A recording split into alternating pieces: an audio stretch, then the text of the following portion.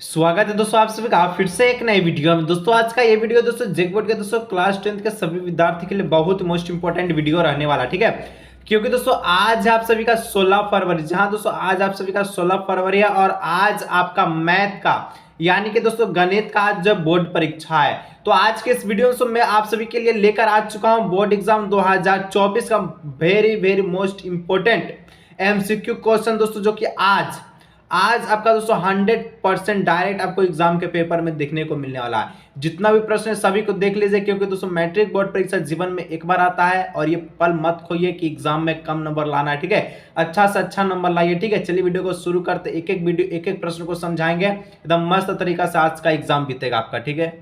तो चलिए दोस्तों वीडियो को शुरू करते हैं, ठीक है। सबसे पहला प्रश्न, जितना भी प्रश्न बता रहे हैं दोस्तों आज डायरेक्ट आपको जो है 16 फरवरी के पेपर में देखने को मिलने वाला है। किस चीज के? मैथ के पेपर में, ठीक है। पहला प्रश्न बोल रहा है कि 156 को अभाज्य गुणनखंडों के गुणनफल के रूप में लिखा जा सकता है। कैसे लिखे हैं दोस्तों 156 को अभाज्य गुणनखंड के गुणनफल के रूप में, ठीक है।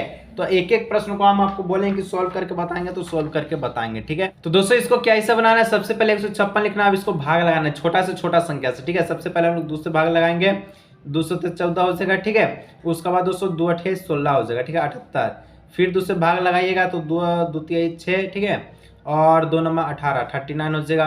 फिर 3 से भाग लगाइएगा तो 3 कम 3 और 3 तिहाई 9, ठीक है, इस प्रकार से हो जाएगा। फिर 13 से दोस्तों ये आपका एक बार में चल जाएगा लास्ट।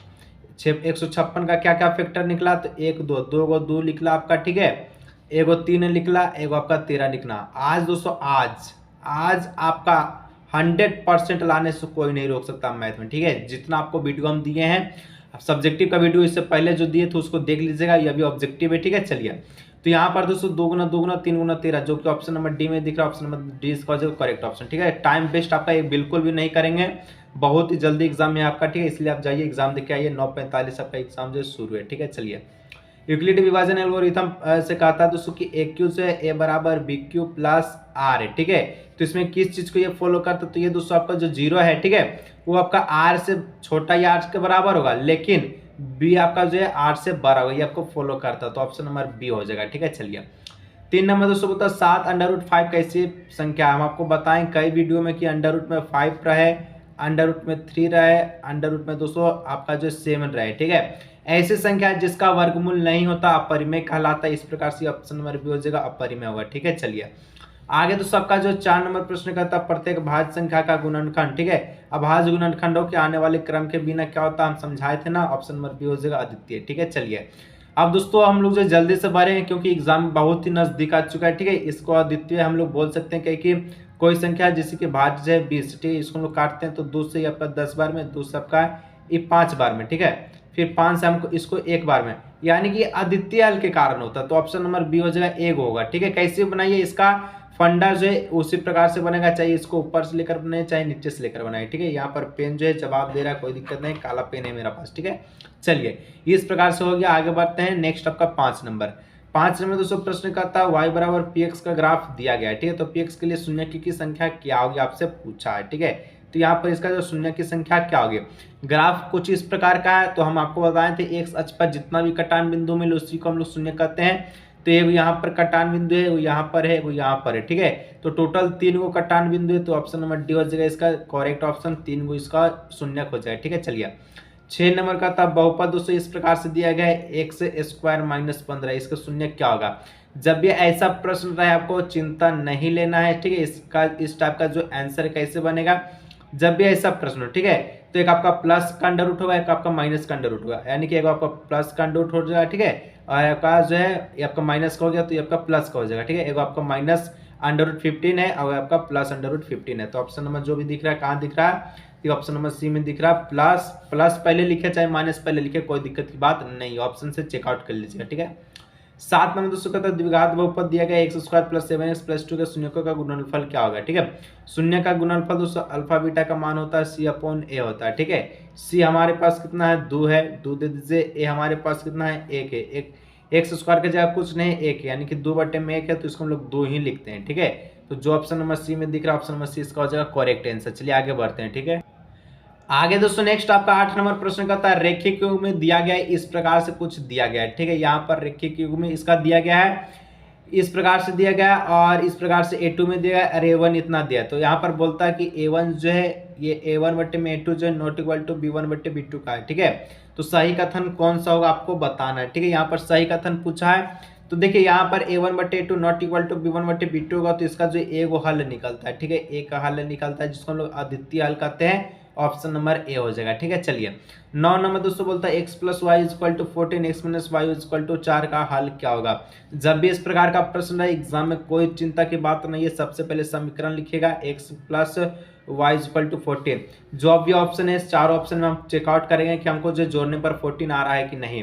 तो इसको हम लोग x कहते हैं, इसको हम लोग y कहते हैं। तो 4 और 5 कितना हो जाएगा, 9 हो जाएगा। यानी कि हम लोग जो देखे तो ये 14 है, तो ये आपका लेफ्ट हैंड साइड के बराबर नहीं आ रहा राइट हैंड साइड, ठीक है। तो इस प्रकार से ऑप्शन नंबर बी गलत है, ऑप्शन नंबर है, ठीक है। ऑप्शन नंबर बी 9 प्लस 4 को जोड़िएगा तो 14 आएगा, नहीं 13 आएगा, ये भी गलत है। ऑप्शन नंबर 5 9 प्लस कितना हो जाएगा, 9 प्लस 5 होता है 14, यानी कि 9 प्लस 5 कितना होता है 14। तो राइट हैंड साइड के बराबर आपका लेफ्ट हैंड साइड आ गया, ठीक है। तो यानी ये तो पहला समीकरण का आप ऑप्शन पुट किया, लेकिन दूसरे को देखिए करता है x minus y equal to 4 लिखते हैं, ठीक है।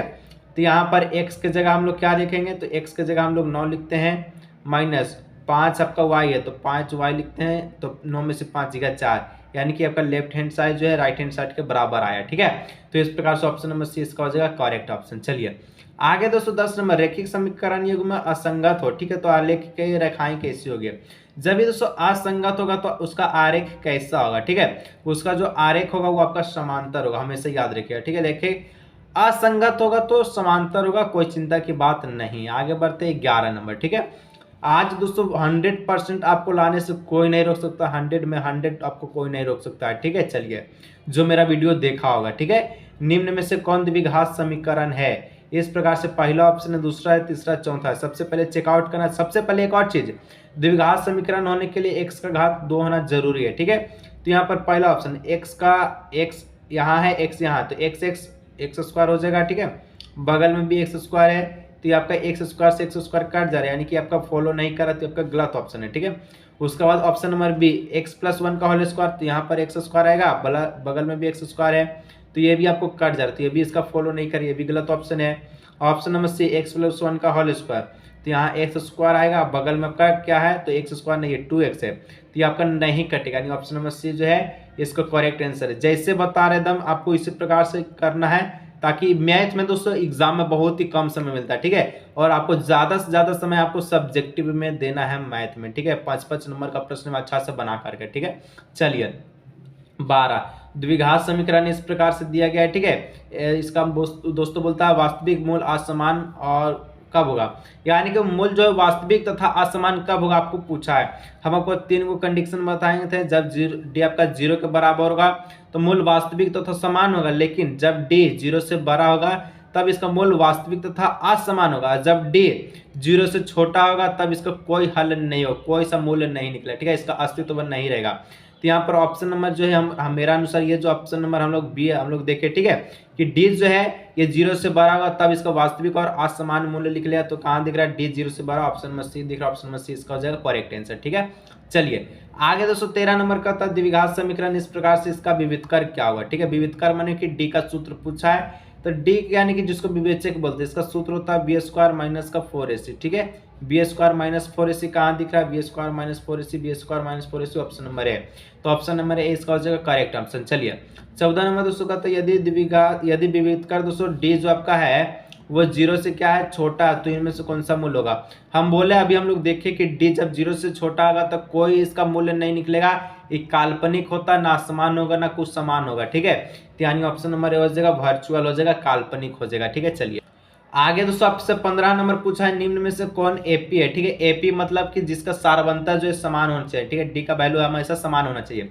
पहला ऑप्शन में चेक करते हैं, 4 में से 2 जाएगा 2, ठीक है। ये दूसरा पद में से पहला पद को माइनस किया तो एक आपका 2 प्राप्त हुआ, और 8 में से 4 जाएगा तो 4, ठीक है, और 16 में 7 जाएगा तो 8। इस प्रकार से 2 4 8 आ रहा, तो क्या आपका ये एपी का फॉर्म का है, नहीं है, क्योंकि आपका एपी का फॉर्म का इसलिए नहीं क्योंकि आपका डी जो सारवंतर से समान नहीं है, अलग अलग आ रहा है, ठीक है। 2 4 8 इस प्रकार से आ रहा है। ऑप्शन नंबर बी चेक कीजिए, तो यहाँ पर दूसरा पद है -1 और पहला पद है 1, तो -1 -1 कितना हो जाएगा, -2 हो जाएगा, ठीक है। उसके बाद -3 में से हम लोग जो है -1 को घटाते हैं तो +1 हो जाएगा, माइनस माइनस प्लस तो -2 हो जाएगा। उसके बाद -2 -5 है और -3 है, ठीक है। तो -3 ब्रैकेट में दीजिए तो -5 + 3 ये आपका हो जाएगा -2। यानी कि यहाँ पर देखिए इसमें भी -2 आया, इसमें भी -2, इसमें भी -2। ये जो सारवंतर को फॉलो कर रहा है डी, इसका जो है हमेशा बराबर आ रहा है, ठीक है। तो यहाँ जो ऑप्शन नंबर जो बी दिख रहा है यही आपका करेक्ट आंसर हो जाएगा।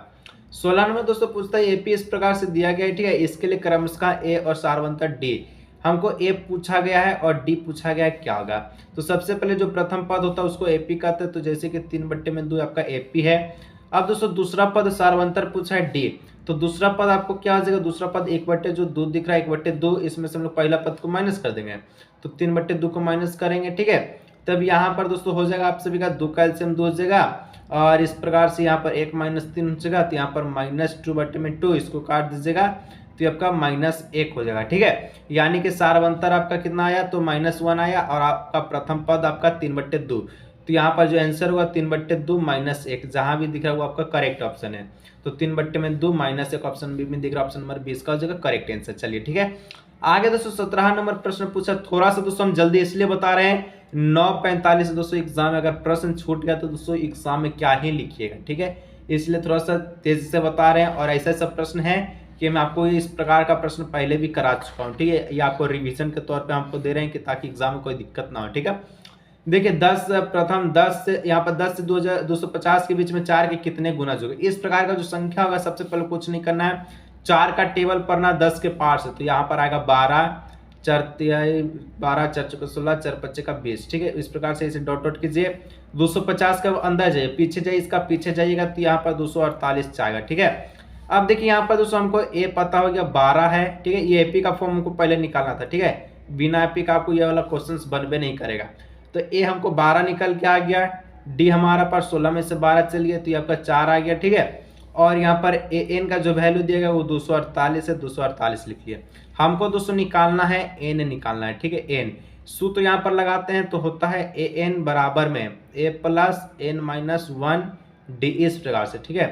तो ए हमको कितना दिया गया, 1 है, यानी कि 12 दे दीजिए प्लस एन माइनस 1, यानी कि एन हमको निकालना तो एन माइनस 1, डी कितना है 4 है तो 4, और यहाँ ए एन का वैल्यू कितना 248 है, 248, ठीक है।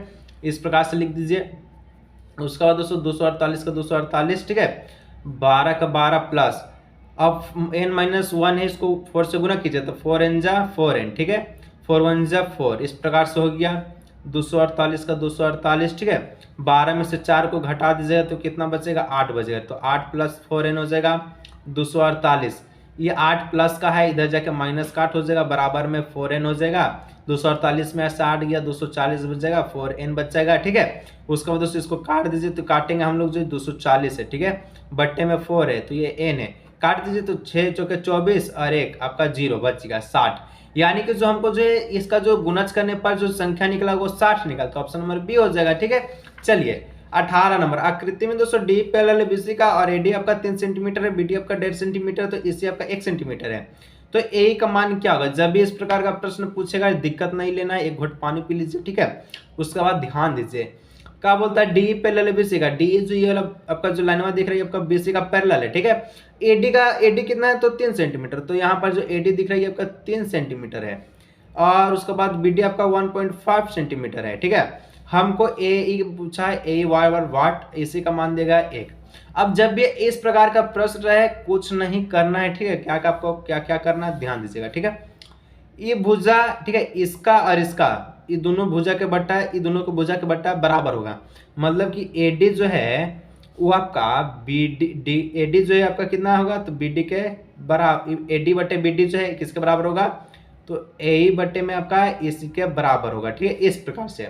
अब जिसका जिसका जो मान दिएगा उसको बैठा दीजिए, आपका आंसर निकल जाएगा, ठीक है। कैसे निकला है, इसको ऊपर करते हैं, यहाँ पर इसको लाते हैं, ठीक है। एडी आपका कितना है 3, बीडी आपका कितना है 1.5 दे दीजिए, ए हमको निकालना है, ठीक है, इसी का वैल्यू है 1 दे दीजिए, क्रॉस मल्टीप्लिकेशन कीजिए तो 1.5 ए हो जाएगा, ठीक है, बट्टे में आपका ये आपका 3 इधर 3 एकम 3 तो 3 एकम 3 ही हो जाएगा, ठीक है। ए का ए लिख दीजिए, 3 का 3 और 1.5 आपका गुना में था, इधर जाके भागा में हो जाएगा, 1.5 से 3 कट जाएगा 2 बार में, ए का जो मान निकलेगा 2 सेंटीमीटर लिख लेगा, तो जहां दिख रहा है 2 सेंटीमीटर ऑप्शन नंबर सी दिख रहा है, इसका करेक्ट ऑप्शन हो जाएगा। ठीक है, चलिए 19 नंबर दोस्तों प्यारा सा क्वेश्चन से है, ए बी सी तथा बी डी ई दो समबाहु त्रिभुज इस प्रकार है कि डी भुजा बी सी का मध्य बिंदु है। त्रिभुज ए बी सी तथा बी डी ई का क्षेत्रफल का अनुपात क्या होगा। जब भी ऐसा प्रश्न पूछे कोई दिक्कत नहीं करना है। ठीक है, आपको क्या बोलता है कि ए बी सी और डी बी डी ई दो समबाहु त्रिभुज है। ठीक है, इस प्रकार के डी जो भुजा बी सी का मध्य बिंदु है और ए बी डी ई का जो है क्षेत्रफल का अनुपात। तो दोस्तों इसमें आपको कुछ करने का जरूरत नहीं है, फिर भी हम आपको बना के दिखा देते हैं। ठीक है, कहिएगा सर बनाते हैं तो आइए नहीं, चलिए इस प्रकार से बना दिए।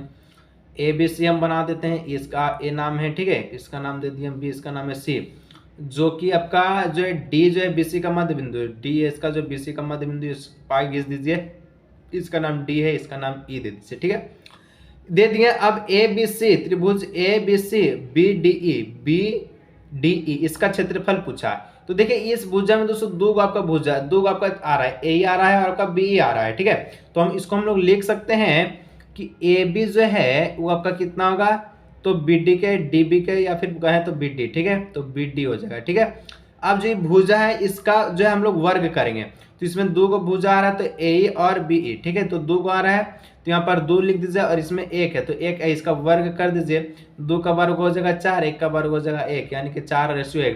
ये क्वेश्चन हम आपको डायरेक्ट भी कर सकते हैं। इस प्रकार का जितना भी प्रश्न पूछे आपको बनाना नहीं है, कॉपी नहीं छूना है। ठीक है, समझिए, ट्रिक समझिए, क्योंकि समय बहुत ही कम है। ठीक है, हम इसलिए बनाए क्योंकि आपको समझ में आए कि बनाए सर सही बनाए कि गलत। आपको सबसे पहले इस प्रकार का प्रश्न रहे ना तो हमेशा जो उसका आंसर होगा 4:1 ही होगा, 4:1। ठीक है, ऑप्शन नंबर सी हो जाएगा। ठीक है, हमेशा याद रखिए। ठीक है, चलिए नेक्स्ट दूसरे आपका 20 नंबर का था, त्रिभुज एबीसी में यदि एसी का जो वर्ग है एबी के वर्ग प्लस बीसी के वर्ग के बराबर है तो कौन आपका जो सी कौन आपका जो है 90 डिग्री कौन होगा। अब देखिए ये भी प्रश्न में हम आपको ट्रिक बताएं, एगो खास याद दे रखिएगा ट्रिक। इसमें क्या क्या दे रहा है, एसी दे रहा है, इसमें बी गायब है। ठीक है, तो देखिए जब भी अगर AC का वर्ग पूछे, AC का वर्ग दिया गया और बराबर में AB का वर्ग बोला है और BC का वर्ग बोला है। ठीक है, तो ये जो यहाँ पर देखिए यहाँ पर दो को आपका नेम दिया है AC, लेकिन B इसमें नहीं दिया, तो आपका जो B जो एंगल आपका जो B भुजा होगा, ठीक है, तो वही आपका जो एंगल होगा कौन होगा 90 डिग्री का। तो ऑप्शन नंबर 20 का हो जाएगा करेक्ट ऑप्शन। अगर यदि यहाँ पर AB का वर्ग देता ना तो यहाँ पर एंगल आपका C इसका जो है समकोण होगा, लेकिन AC बोला था आपका एंगल B हो जाएगा। विश्वास नहीं है, चलिए यहाँ पर हमको दिखा देते हैं क्योंकि विश्वास बहुत ही जरूरी होता है। ठीक है, सबसे पहले एक समकोण त्रिभुज हम आपको बना के दिखाते हैं कुछ इस प्रकार का। ठीक है, AC बोला था A, आई हो गया C, आइएगा आपका B, तो AC होता है B आपका हुआ ना समकोण। इस प्रकार से बस आप सिंपल सी बात। नेक्स्ट 221 नंबर बिंदु दोस्तों इस प्रकार से दिया गया, इसका मूल से दूरी के निम्न में से क्या होगा। ठीक है, मतलब जब बिंदु जो आपका x, y दिया गया, ठीक है, तो मूल बिंदु से इसका दूरी क्या होता है, दूरी सूत्र दोस्तों लगा दीजिए, यहाँ पर हो जाएगा x का स्क्वायर प्लस y का स्क्वायर। ठीक है, इस प्रकार से। ठीक है, चलिए आगे दोस्तों हम लोग नेक्स्ट बढ़ते हैं 22 नंबर। 22 नंबर का तो यदि विभाजन बिंदु दोस्तों मध्य बिंदु आपका m1 जो रेशियो m2 के अनुपात का है। ठीक है, तो इसमें क्या करना है, सबसे पहले देखिए यहाँ पर एक बिंदु है, यहाँ पर बिंदु है। ठीक है, इसका बिंदु का नाम है A, इसका नाम है B। ठीक है, इस प्रकार से हम लोग दे दिए। अब देखिए दोस्तों यहाँ पर पूछा, मान के चलिए यहाँ पर कोई बिंदु है आपका जिसका नाम है P, तो जो A व्यक्ति यहाँ पर जाएगा उसको 5 किलोमीटर पड़ा, तो यहाँ पर से जो B व्यक्ति यहाँ पर भी आएगा उसका भी 5 मीटर पड़ेगा। तो यहाँ पर हम लोग देखें तो 5/5 इसको काटेगा तो 1/1, यानी कि इसका जो रेशियो निकलेगा वो 1:1 का निकलेगा। ठीक है, ऑप्शन नंबर सी हो जाएगा। चलिए 23 नंबर दोस्तों बोलता है 1 - tan² 45 बराबर होगा किसके, 1 - tan² 45 डिग्री, 1 + tan² 45 डिग्री किसके बराबर होगा। सबसे पहले 1 - tan² 45। ठीक है, tan 45 का वैल्यू होता है 1, वर्ग कर दीजिए, 1 + tan 45 का वैल्यू होता है 1। ठीक है, इसका भी वर्ग कर दीजिए तो 1 माइनस हो जाएगा 1। ठीक है, नीचे 1 + 1 का वर्ग 1 ही होता है, तो 1 - 1 0, नीचे जोड़िएगा तो 2, 0 आपका 0/2, 0 को कोई भी संख्या से भाग कीजिए, गुना कीजिए, आंसर आपका 0 ही होता है, यानी ऑप्शन नंबर डी इसका हो जाएगा करेक्ट आंसर। ठीक है, चलिए 24 नंबर दोस्तों प्रश्न पूछता sin 18/में cos 72 का मान क्या होगा।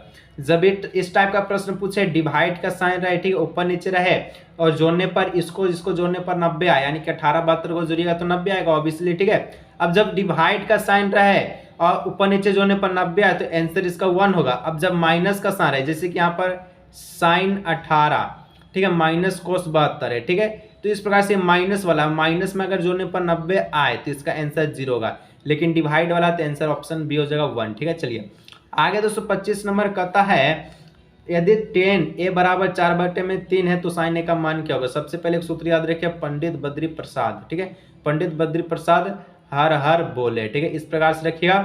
10 पूछा है तो यहाँ पर साइन कोस 10 में आपका होता है p/b। ठीक है, तो यहाँ पर 10 आपका क्या हो गया p/b, तो p कितना है 4 है। ठीक है, 4/3 तो आपका p हो गया, ये आपका b हो गया।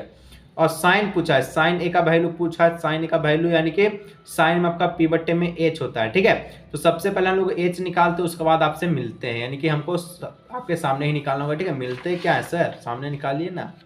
चलिए निकालते हैं। h बराबर हो जाएगा √p का वर्ग माइनस b का वर्ग। ठीक है, यानी कि p का वर्ग प्लस b का वर्ग। ठीक है, हो जाएगा p कितना है, p 4 है तो 4 का हो जाएगा 16 और 3 है तो 3 का हो जाएगा 9।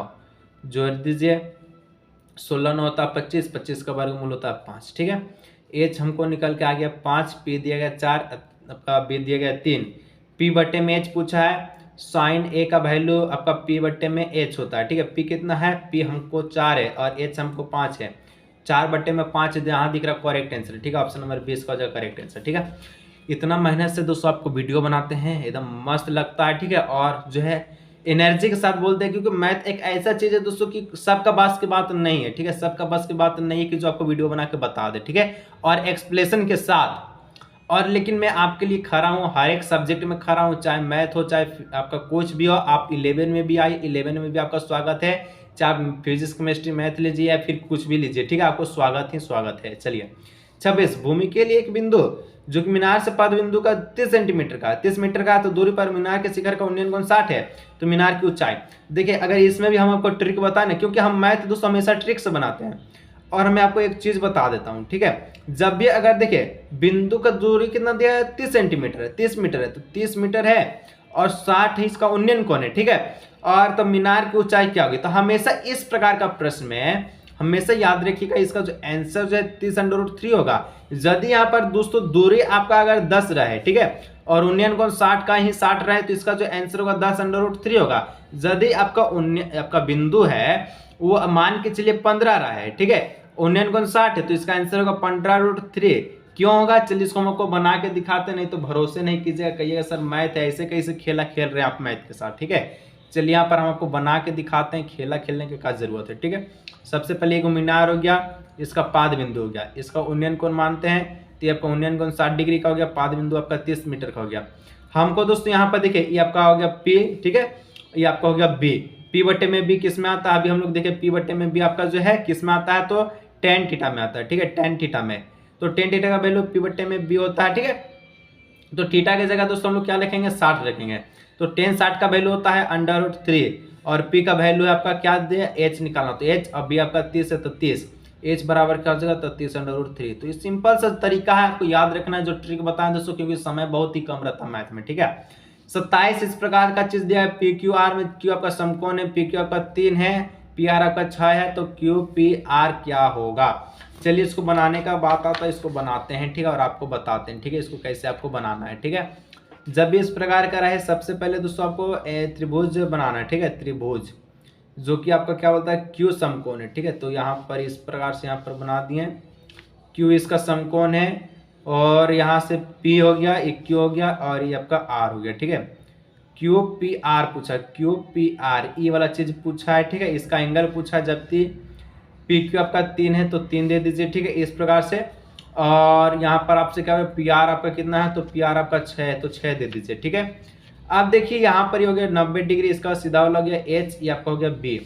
अब देखिए दोस्तों, तो यहाँ पर आपसे B/h किसका वैल्यू होता है, B/h cos का वैल्यू होता है, तो cos डिग्री का वैल्यू लगा दीजिए, तो cos बराबर होता है आपका कितना हो गया, तो ये आपका हो गया B/h यानी कि 3/6, इसको काट दिया तो 1/2, इस प्रकार से हो गया। ठीक है, तो यहाँ पर आप सभी से जो 1/2 आया, ये किसका वैल्यू होता है वो आपको बताना है। ठीक है, तो cos दोस्तों ये आपका किसका वैल्यू होता है 1/2, तो ये आपका होता है साइन 60 का वैल्यू होता है 1/2, तो इसका ऑप्शन हो जाएगा 60, इसका जो भी ऑप्शन है ऑप्शन में से इसका हो जाएगा करेक्ट आंसर। ठीक है, चलिए आगे दोस्तों 28 नंबर का था, एक वृत्त की कितनी समांतर स्पर्श रेखाएं हो सकती हैं, तो ये वृत्त है, एक यहाँ से, एक यहाँ से, 2 समांतर स्पर्श रेखा हो सकता है, तो इस प्रकार से ऑप्शन नंबर बी ये वृत्त है तो इसका छेदक रेखा भी कितना होगा, तो 2 होगा, ठीक है। स्पर्श बिंदु पर की रेखा होगा तो 1 होगी। ये चीज आपको याद रखना जरूरी है, ठीक है।